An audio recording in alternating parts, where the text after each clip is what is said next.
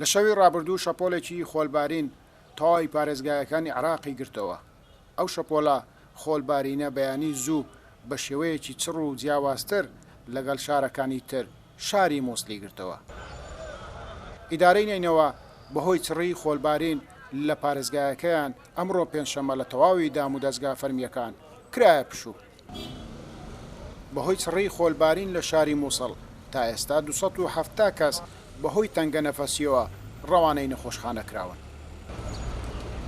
بەڕێوەبەری تەندروستی نینەوە دەڵێت ئەو کەسانەی بەهۆی خۆلبارین تووشی تەنگە نەفەسی بوون زۆربەیان چارەسەری پێویستیان بۆ کرا و ڕەوانەی ماڵەوە کراون.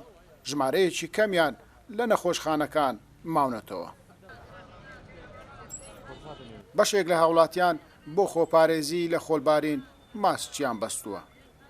خۆلبارین کاریگەری لەسەر جموجۆڵی هاوڵاتیان لە بازارەکان دروست کردووە.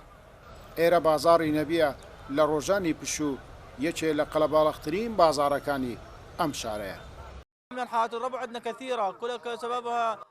خەڵکانێکی زۆر لەم بازارە تووشی تەنگە نەفەسی بوون. باش بوو بە زووی گەیەندرانە نەخۆشخانە.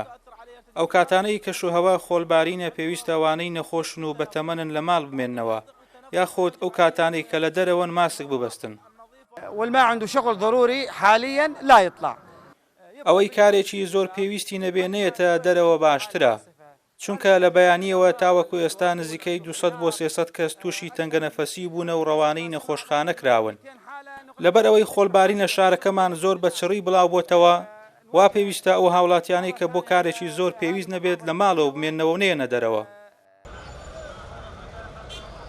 بەپێی پێشبێنی کەشناسی نینەوە تا ئێوارەی ڕۆژی شەممە کاریگەری خۆلبارین کەم دەبێتەوە و بۆ ڕۆژی شەمەش کەش و هەوا ئاسایی دەبێتەوە.